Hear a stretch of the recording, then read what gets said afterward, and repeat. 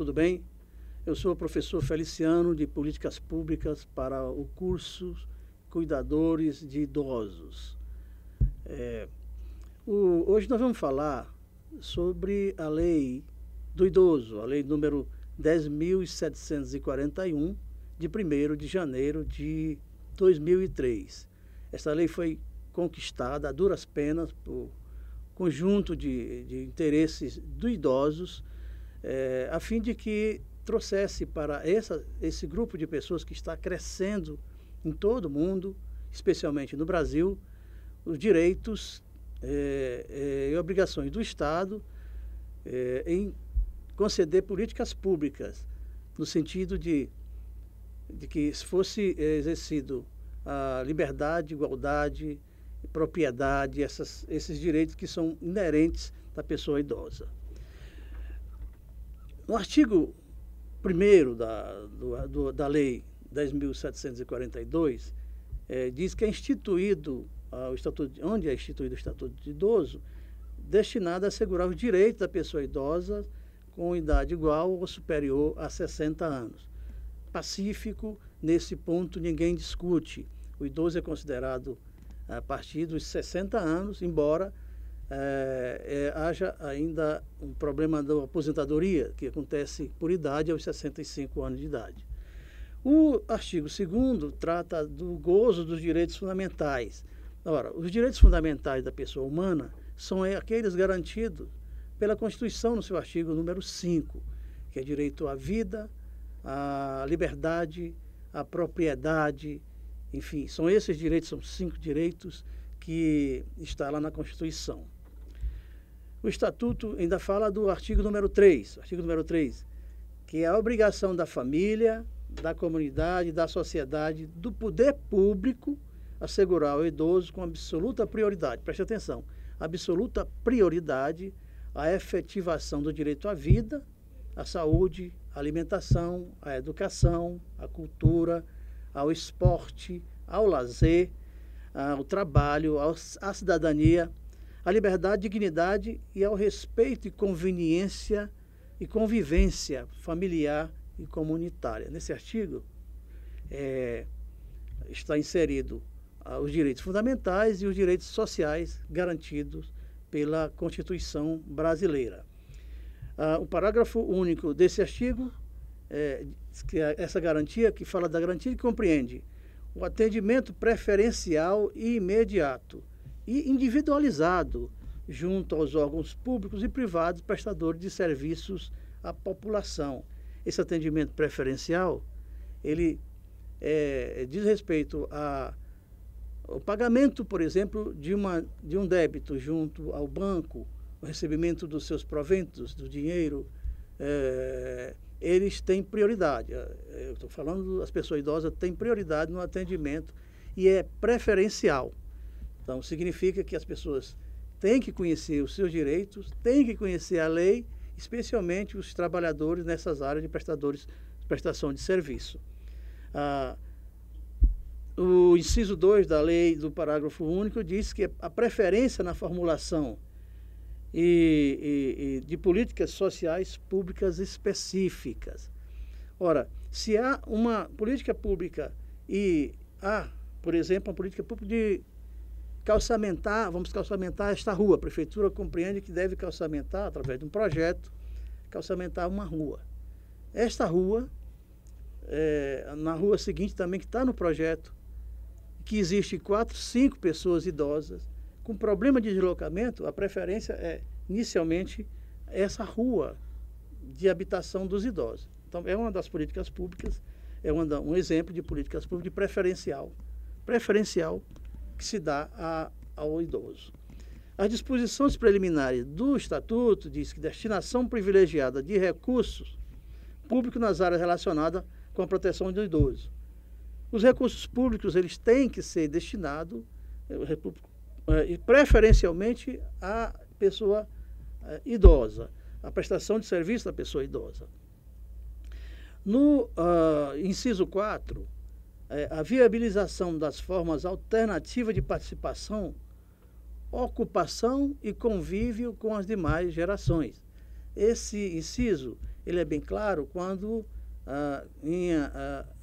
se faz uma política pública, a aplicação de uma política pública, a exemplo, numa praça pública hoje, no Brasil inteiro, há projetos que colocam objetos que fazem com que o idoso tenha exercício físico que melhora a sua vida física e psicológica, eles têm que ser também partilhado com o jovem, porque um ajuda o outro, a experiência com a juventude.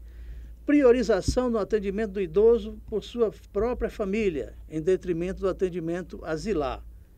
Ora, o idoso tem prioridade no atendimento, esse atendimento tem que ser feito prioritariamente pela família. A palavra-chave, novamente, é prioridade.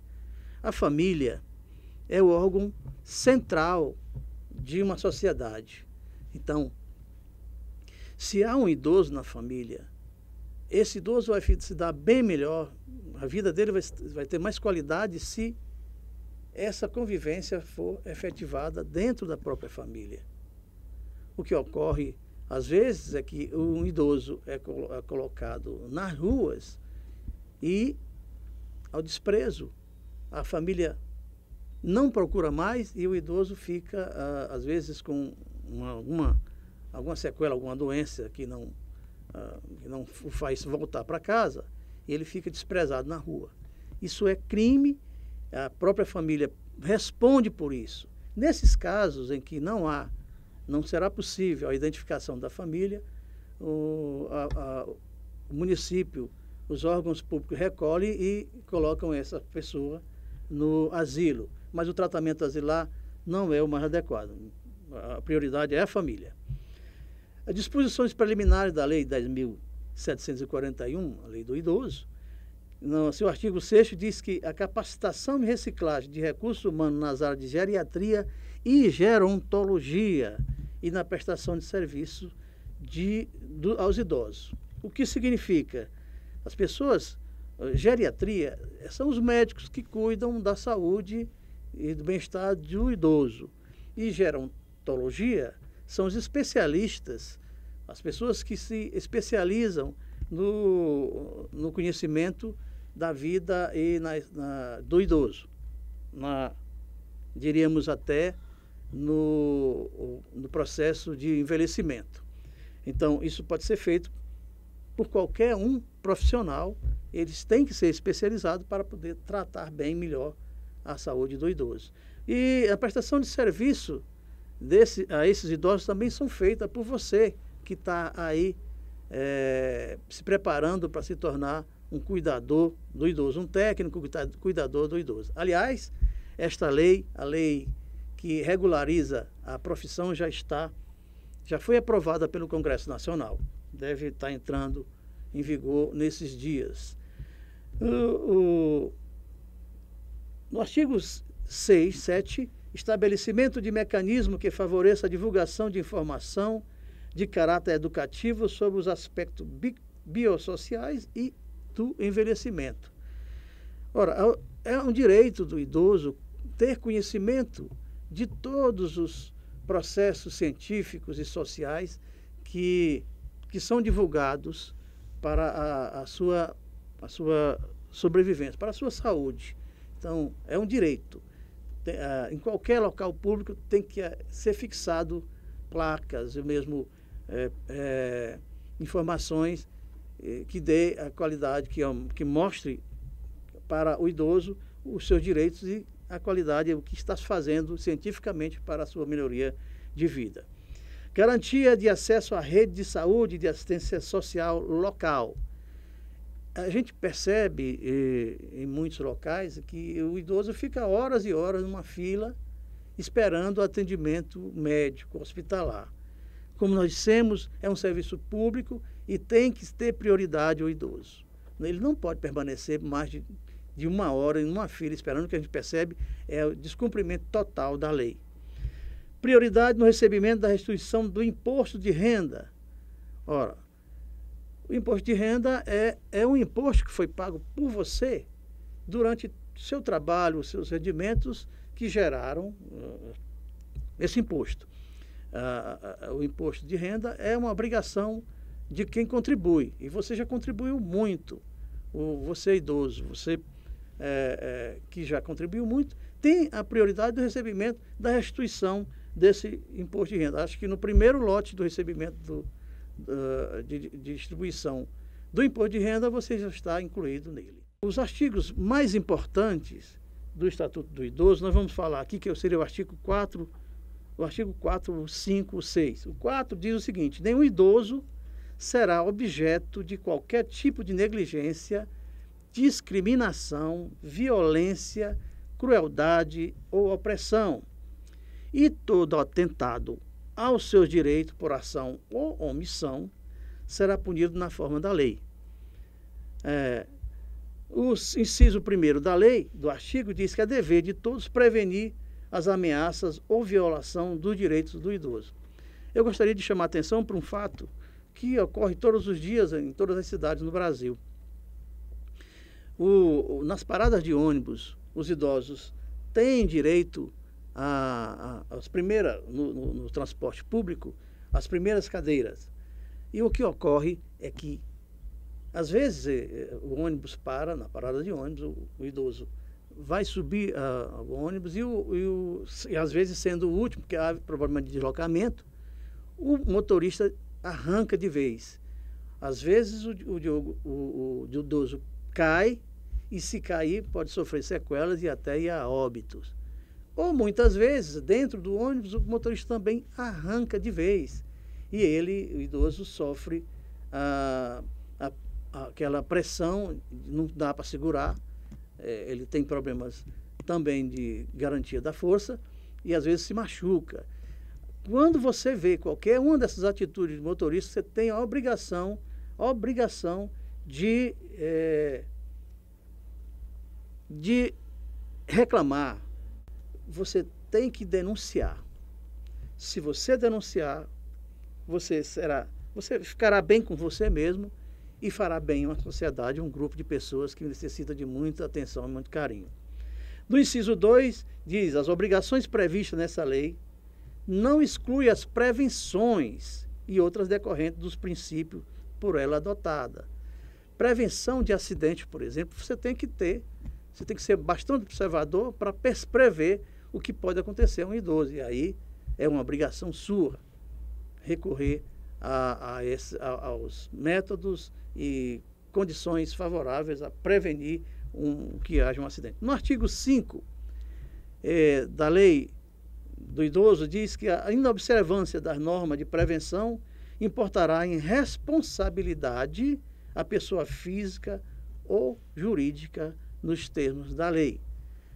Eu gostaria de colocar um exemplo aqui de prevenção. Nas escadas, subida das escadas, em geral, se coloca, para se prevenir, uma liga, uma placa que segura o pé da pessoa, os sapatos da pessoa que tem acesso à escada. Isso é uma forma de prevenção, isso é uma forma de prevenir um acidente, especialmente com aquelas pessoas que a gente está falando. O Estatuto do Idoso, no seu artigo 6, fala que todo cidadão tem o dever de comunicar à autoridade competente qualquer forma de violação desta lei, ou que tenha testemunhado, ou que tenha tomado conhecimento. O cidadão, muitas vezes, todo cidadão, na sua grande maioria, possui um celular com capacidade para gravar uma cena, filmar uma cena. Então, o cidadão tem o dever de denunciar à autoridade competente qualquer violação, qualquer maus tratos que se possa fazer a um idoso. Ora, o artigo 7 diz que os conselhos nacionais, estaduais, do Distrito Federal e municipal do idoso, eles estão previstos na Lei 8.842, de 4 de janeiro de 94. Esses conselhos zelarão pelo cumprimento dos direitos do idoso definido nesta lei. Esta lei foi sancionada pelo presidente da República em 94 para dar sustentabilidade ao Estatuto do Idoso. o Estatuto transformou-se em lei, e assim também a Lei 8.842 é aquela que institui os conselhos. Então, nesse sentido, a Lei 8.842 institui a Política Nacional do Idoso, que tem por objetivo assegurar os direitos sociais deles, criando condições para promover sua autonomia, integração e participação efetiva na sociedade. A condição para promover sua autonomia e integração na sociedade, a integração efetiva, considera-se também que o idoso, para efeito desta lei, é a pessoa maior de 60 anos de idade. Esta lei foi instituída em 4 de janeiro de 2004 e no seu artigo 5º, ela informa que competirá ao órgão ministerial responsável pela assistência social, está a nível de ministério, a promoção e coordenação geral da Política Nacional do Idoso, com participação dos conselhos nacionais, estaduais, distritais e municipais. O artigo 6º do Conselho diz que os conselhos nacionais, estadual e municipal do Distrito Federal serão órgão permanente, paritários deliberativos, composto de igual número de representantes dos órgãos e entidades públicas e de organizações representativas da sociedade civil. Esse órgão seja uma associação, seja um órgão que foi criado, que poderá ser criado uma associação dos cuidadores de idosos, ele poderá participar desses órgãos ou desses conselhos. Os conselhos são deliberativos, significa determinam, manda fazer. E assim eu vou trazer aqui para vocês um resumo dos principais tópicos do Estatuto do Idoso. A distribuição gratuita de medicamentos e próteses dentárias pelos poderes públicos. Ora, medicamentos, eles devem ser, os medicamentos de uso continuado, é a obrigação dos órgãos públicos distribuí-los gratuitamente, bem como as próteses dentárias. O idoso tem esse direito e tem que buscar esse direito nos locais públicos determinados. Até nas farmácias, inclusive, ele tem o direito de encontrar o seu medicamento.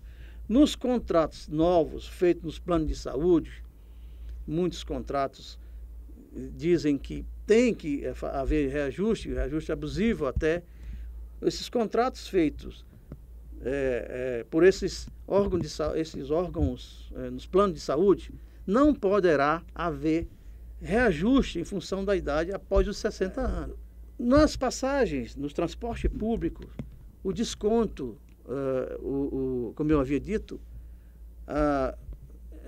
em transportes intermunicipais, os transportes públicos intermunicipais, viagem de uma cidade para outra cidade, o idoso tem direito a 2 passagens, ou seja, 2 poltronas. Se ao chegar numa rodoviária ou num agente rodoviário e essas passagens tiverem sido ocupadas, ele tem direito a 50% do valor da passagem normal, um desconto de 50% da passagem da passagem normal das viagens interestaduais. E aos 65 anos também, no perímetro urbano, tem direito à gratuidade da passagem de ônibus. Há também a proibição do limite de idade das vagas de emprego de concurso. Não há limite de idade para vagas, a não ser naqueles casos que os acessos de natureza do cargo exigir. Por exemplo, um acesso ao cargo de policial civil e que exige que o policial corra e exija muita atividade física, não dá. O critério para desempate do concurso será a idade, favorecendo o mais velho.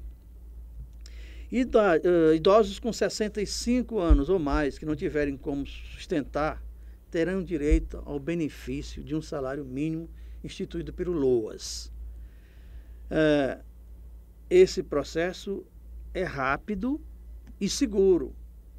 Se o idoso não tem condições de sobreviver ou sua família não tem a mínima condição de mantê-lo, ele vai ter que aposentar-se com salário mínimo a fim de manter a sua vida e saúde.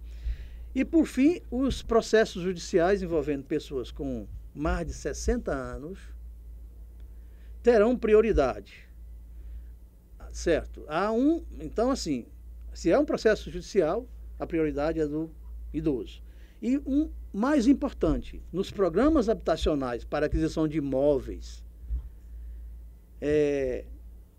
a prioridade é dada aos que têm 65 anos de idade.